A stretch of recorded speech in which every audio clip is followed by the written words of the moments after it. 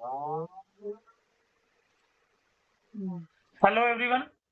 आज के वीडियो में हम सीखेंगे फाउंडेशन सिलेक्शन के बारे में। जैसा कि आप देख रहे हैं मेरी स्क्रीन पे एक इंटरफेस है। इस इंटरफेस में ये आज का टॉपिक होगा फाउंडेशन सिलेक्शन। ठीक है। तो इसके अंदर आप देख रहे होंगे कुछ ड्राइंग्स है, जो कि ये सभी ड्राइंग एक फाउंडेशन की ड्राइंग्स है। ये है पाइल फाउंडेशन। इसके अंदर अगर मैं आपको बड़ा करके दिखाऊं, ये ये पाइल है। ये आप देख रहे हैं, ये पाइल्स लगी हुई है और ये इसके ऊपर कैप बनी हुई है और इसके ऊपर कॉलम खड़ा होगा। ठीक है। तो ये तो है पाइल फाउंडेशन की ड्राइंग। ये है कंबाइन और आइसोलेटेड फुटिंग की ड्राइंग। इसके अंदर ये हमारी कंबाइन वो सॉरी आइसोलेटेड फुटिंग है और ये कॉलम है। और कंबाइन फुटिंग ये इसके अंदर कंबाइन फुटिंग, ये एक तरीके से हमारी कंबाइन फुटिंग है। ठीक है। ये कंबाइन फुटिंग है यहाँ पे। और ये हमारी आ रही है राफ्ट फाउंडेशन। ये पूरा का पूरा एरिया राफ्ट फाउंडेशन में है और ये इसका रेनफोर्समेंट लगा हुआ है टॉप और बॉटम। तो अब बात करते हैं कि हमें जब भी हम कोई वो बिल्डिंग बना रहे हैं तो कौन सी फाउंडेशन कहाँ पे डलती है। सबसे पहले तो बात करते हैं पाइल फाउंडेशन की। पाइल फाउंडेशन कहाँ पे डलती है? जहां पे भी ब्लैक कॉटन सॉइल आएगी वहां पे पाइल फाउंडेशन का यूज होता है। पाइल फाउंडेशन का यूज वहां पे होगा ही होगा आपका, क्योंकि वहां पे वाटर लेवल काफी ऊपर होता है। और अगर वाटर लेवल ऊपर होगा तो आप फाउंडेशन नीचे लेकर नहीं जा सकते, क्योंकि वो सारा का सारा पानी आ जाएगा वहां पे। तो जहां पे भी ब्लैक कॉटन सॉइल मिलेगी आपको और दलदल वाली मिट्टी, वहां पे आपको वो पाइल फाउंडेशन का यूज होगा। ये पाइल है। ये 4 पाइल का ग्रुप है और ये 2 पाइल का ग्रुप है। इसके अंदर मोस्टली 4 और 2 पाइल का ग्रुप ही यूज हो रहा है इस फुटिंग के इस फाउंडेशन प्लान के अंदर। बट कहीं पे वो 3 पाइल वाली फाउंड वो 3 पाइल का ग्रुप भी यूज हो सकता है, 4 का भी हो सकता है, 6 का भी हो सकता है, 8 का भी हो सकता है, 10 का भी, और मल्टीपल तो हो ही सकते हैं। ठीक है।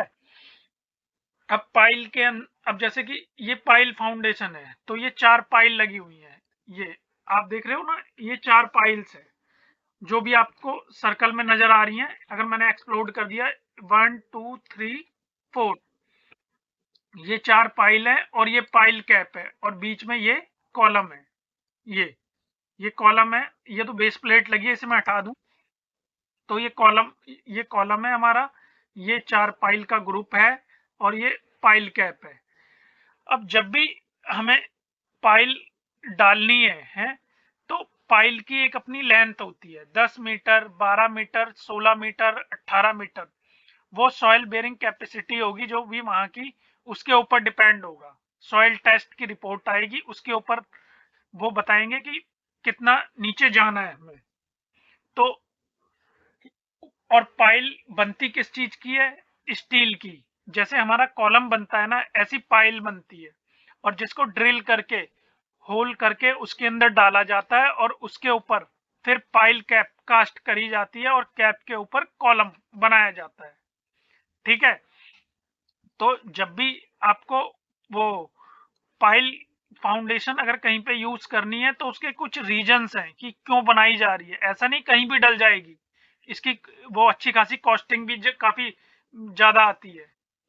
तो ये तो हो गई हमारी पाइल फाउंडेशन की बात कि पाइल फाउंडेशन हमें कहाँ पे डालनी चाहिए।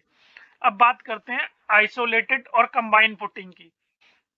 ये जो आइसोलेटेड और कंबाइन फुटिंग आप देख रहे हो हैं, इसके ये प्लान है आइसोलेटेड फुटिंग का। कंबाइन फुटिंग क्या होती है? कंबाइन फुटिंग इस प्लान में है नहीं वैसे, और एक ये नीचे आ रही है, बट ये आइसोलेटेड तरीके से कास्ट हो रही है। मैं आपको एक बना के दिखा देता हूँ। जैसे कि सपोज ये वाली हमारी, ये ये अगर मैं बना दूं यहाँ से यहाँ तक, ये ये हमारी बन गई, क्या बोलते हैं, कंबाइन फुटिंग। जब भी कहीं पे 2 कॉलम या उससे ज्यादा की एक फाउंडेशन बन रही होती है, तो हम उसे क्या बोलते हैं, कंबाइन फुटिंग। जैसे कि ये मैंने आपको बना के दिखाई। अगर मान लो किसी फाउंडेशन का आपका एरिया ज्यादा आ रहा है, सपोज इन दो फुटिंग्स का एरिया अभी 1900 बाई 1900 की लगी है, अगर 3 मीटर बाई 3 मीटर या 5 मीटर बाई 5 मीटर की होती, तो ये वाली फुटिंग अगर 5 मीटर बाई 5 मीटर की लगाऊं मैं, और ये, तो ये मेरी ओवरलैप होगी दोनों आपस में, तो इनको एक फुटिंग बना दिया जाएगा, क्योंकि दोनों को मिला के जितना एरिया मिलना चाहिए आइसोलेटेड फुटिंग में मिल नहीं पा रहा, बट अगर कंबाइन बनाएंगे तो जितना एरिया फाउंडेशन के लिए रिक्वायर्ड है वो हमें प्रॉपर मिल जाएगा, तो वहां पे डाली जाती है कंबाइन फुटिंग। और आइसोलेटेड फुटिंग तो सबको पता ही होगा, ये नॉर्मली होती है। ये कहीं भी जब बिल्डिंग बनती है तो एक कॉलम की सिंगल फुटिंग होती है, उसके अंदर सिंगल कॉलम आ रहा होगा, उसके चारों तरफ का एरिया सेम होगा, तो ये हो गई आइसोलेटेड फुटिंग। और ये नॉर्मली जहाँ पे सॉइल ठीक ठाक होती है ना वाटर होगा ना दलदल वाली मिट्टी होगी है, ये भी सॉइल टेस्ट के अकॉर्डिंग ही डाली जाती है कि आपको कितना नीचे जाना है, और वो फाउंडेशन का साइज कितना रखना है, ये डिजाइन के ऊपर डिपेंड होगा और बिल्डिंग के लोड के ऊपर। बिल्डिंग 3 स्टोरी है, 5 स्टोरी है, 10 स्टोरी है, तो ये हमारा उसके ऊपर डिपेंड करता है। अब बात करते हैं, ये हो गई हमारी कंबाइंड फुटिंग और आइसोलेटेड फुटिंग की। अब राफ्ट फाउंडेशन कहाँ पे आती है?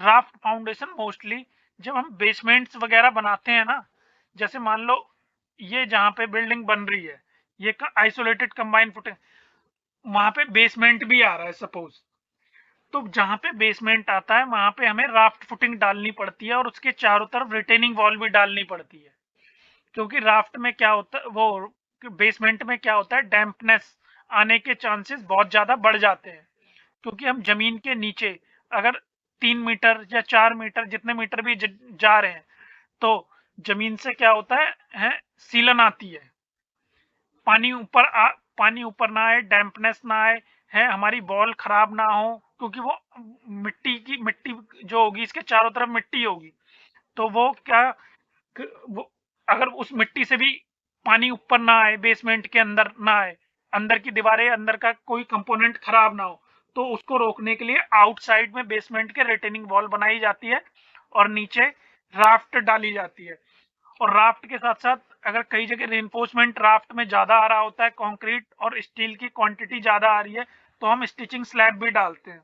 स्टिचिंग स्लैब के बारे में फिर कभी बात करेंगे। तो वहां पे हमें स्टिचिंग स्लैब डालनी होती है। राफ्ट का टिपिकल सेक्शन अगर देखें तो ये है कि इसके अंदर ये टॉप का सरिया आ गया, ये हमारे डॉटेड बार आ गए जो हमें दिखेंगे, एक जाल इसमें टॉप में पड़ेगा और एक बॉटम में, और अगर हम इसका सेक्शन कट करेंगे यहाँ से क्रॉस, तो ऐसा दिखाई देगा हमें, ये टॉप रिइंफोर्समेंट आ गया, ये बॉटम रिइंफोर्समेंट आ गया। और ये जैसे कि ये तो खैर लिफ्ट के लिए दिया हुआ है कि लिफ्ट के लिए भी कैसे डालना है, तो आपको राफ्ट के लिए इस तरीके का सेक्शन आएगा, जैसे कि आप देख रहे हो, ये राफ्ट की थिकनेस है, ये यहाँ पे है ना, ये राफ्ट की हमारी थिकनेस है, ये उसके नीचे, ये राफ्ट की थिकनेस है, ये पीसीसी आ रही है हमारी कितनी थिकनेस की, 70, वो 1:48 के रेशो में 100 mm थिक, और इसका रेनफोर्समेंट कहाँ दिया हुआ है, ये प्लान में मार्क करा हुआ है, एक जाल टॉप में पड़ेगा, एक बॉटम में बंधेगा, और इसकी थिकनेस होगी 800 मिनिमम या मैक्सिमम जो भी सॉइल आई होगी, ठीक है। तो ये राफ्ट फाउंडेशन हो गई हमारी, और ये हो गई हमारी कंबाइन और आइसोलेटेड फुटिंग, ठीक है। कंबाइन और आइसोलेटेड फुटिंग में ये यहाँ पे एनजीएल से ये कितनी नीचे जाएगी, ये सॉइल के ऊपर डिपेंड होगा, 1500 भी हो सकता, आजकल लोग मिनिमम 1200 तो लेकर जा ही रहे हैं। अगर कमर्शियल बिल्डिंग है, फ्लोर ज्यादा है, 5 फ्लोर की बिल्डिंग है, तो 1500 जाएगी, कम है तो 1200 जाएगी, लोड के ऊपर डिपेंड होगा, और सॉइल टेस्ट के ऊपर।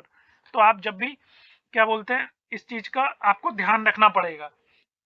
और ये इसकी फाउंडेशन है, ये इसके लिए एक टेबल बना हुआ होगा यहाँ पे, F1 1900 बाई 1900 ये लगी हुई है, 1900 बाई 1900, F2 ये लगी हुई 2200 बाई 2200, इसके अंदर F2 के अंदर ये 2200 बाई 2200 है, इसकी अपनी थिकनेस है, और ये रेइंफोर्समेंट है। हाँ, बट एक चीज का आपको ध्यान रखना है, अगर वो ये फुटिंग सारी की सारी वो टेपर्ड में नहीं है। आइसोलेटेड फुटिंग कई बार ऐसी लाइन अगर आपको दिखेगी जहां पर भी, ऐसी इस तरीके की जैसी लाइन में ड्रॉ कर रहा हूं, तो इसका मतलब है ये टेपर्ड में बनेगी फाउंडेशन, और इसके अंदर खाली बॉटम में रिइंफोर्समेंट आएगा। बट यहाँ पे क्या हो रहा है, यहाँ पे टॉप और बॉटम दोनों ये फ्लैट बन रही है, इसमें स्मॉल डी कोई भी नहीं है, सब कुछ कैपिटल डी है। तो ये रहा कैपिटल डी 450, उसमें कैपिटल डी और स्मॉल डी आपका अलग अलग होगा, जहां पे ये लाइंस आएंगी आपकी, जो जैसा कि मैंने अभी ड्रॉ करके दिखाई थी, इस टाइप की अगर लाइंस लगी होगी तो कैपिटल डी और स्मॉल डी अलग अलग होगा। तो ये ये isolated footing mostly residential building, commercial building, mostly ज्यादातर यही यही फाउंडेशन यूज होती है। ये असम वगैरह की साइड में पानी का लेवल काफी अप होता है, तो वहां पे हम पाइल फाउंडेशन डालते हैं। और पाइल कितनी नीचे लेकर जानी है, 15 मीटर 18 मीटर है डाली जाती है। 15 मीटर 18 मीटर 10 मीटर डिजाइन के ऊपर डिपेंड होता है। पाइल पाइल की डिटेलिंग कैसे होती है वो भी मैं आपको किसी वीडियो में एक्सप्लेन कर दूंगा। बट सबसे इंपॉर्टेंट यहाँ पे आपको फाउंडेशन सिलेक्शन पता होनी चाहिए कि यहाँ पे पाइल क्यों डाली जा रही है, आइसोलेटेड फुटिंग क्यों डाल रहे हैं, राफ्ट फाउंडेशन क्यों डाल रहे हैं। हर फाउंडेशन को डालने का है अपना कुछ ना कुछ रीजन है। हम कोई भी फाउंडेशन ऐसी नहीं डाल सकते, कहीं की सॉइल आपकी हार्ड हो सकती है, जहां पे हार्ड होगी आप आइसोलेटेड कंबाइन डाल लो, जहां की सॉइल काफी लूज होगी वहां पे आप पाइल ये वाली फुटिंग डालोगे, पाइल फाउंडेशन। ठीक है। और जहां पे आप बेसमेंट बना रहे हो हैं, काफी अंडरग्राउंड कुछ चीज बना रहे हो हैं, तो वहां पे आपको राफ्ट फाउंडेशन डालनी पड़ेगी। पाइल वो ब्लैक कॉटन सॉइल के अंदर तो आपकी पाइल ही आएगी आएगी।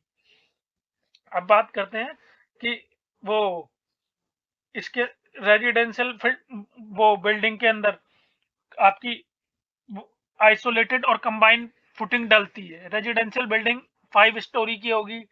अगर आप कोई टावर बना रहे हो जैसे ग्रुप हाउसिंग है, तो वहां पे हाई राइज बिल्डिंग है हो गई वो, तो वहां पे आप कौन सी फुटिंग आएगी आपकी, वहां पे बेसमेंट भी होगा कार पार्किंग के लिए, तो आप डालोगे राफ्ट फाउंडेशन। राफ्ट भी आ सकती है और पाइल भी आ सकती है। और सारा का सारा लोड बिल्डिंग का हमेशा फाउंडेशन के ऊपर ही आता है।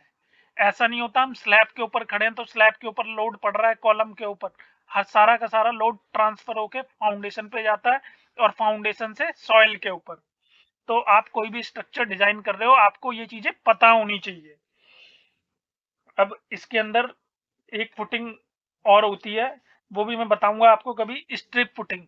वो कॉलम के चारों तरफ चलाई जाती है स्ट्रिप फुटिंग। ठीक है।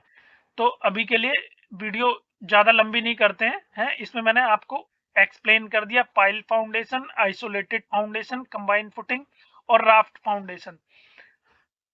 अब जो राफ्ट फाउंडेशन के बारे में स्टील भी मैंने ये सेक्शन में भी आपको बता दिया कि कैसे बैंड करना है, कंबाइंड फुटिंग का भी बता दिया, और पाइल का है मैं आपको एक्सप्लेन कर दूंगा कि पाइल कैसे बनाई जाती है।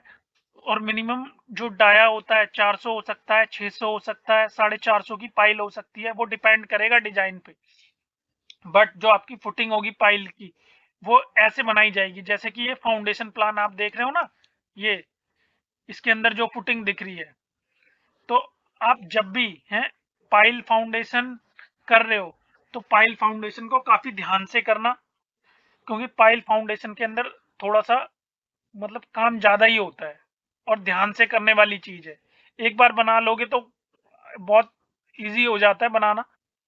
और इसके अंदर नंबरिंग भी कर रखी है, जैसे कि ये P3 P3 P3 इनकी डिटेलिंग करी जाएगी अभी, P1 P1 P1, जैसे यहाँ पे टेबल बनता है ना, ऐसी टेबल बना के रेनफोर्समेंट दिया जाएगा। और अगर सेक्शन भी कट करा जाएगा, इसके अंदर भी सेक्शन मैंने ड्रॉ नहीं करे हैं, मैं जब ड्रॉ करूंगा तो वो भी आपको दिखा दूंगा। ठीक है ना। और ये तो बाकी का कॉलम का रेनफोर्समेंट है, कॉलम बोलो या वो कॉलम का पेडिस्टल है। इसके अंदर बेस प्लेट लग रही है, ये एमएस का स्ट्रक्चर बन रहा है इसके ऊपर, इसलिए ये देख रहे हो ना ये बेस प्लेट है।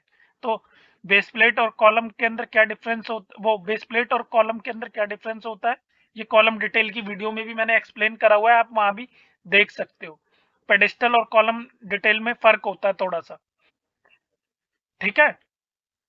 अब वीडियो को यहीं पे फिनिश करते हैं और नेक्स्ट वीडियो में हम कुछ नया सीखेंगे। अगर आपको मेरी वीडियो अच्छी लगी हो और आपने मेरी वीडियो से कुछ सीखा हो तो मेरे चैनल को लाइक सब्सक्राइब जरूर करें। Thank you so much.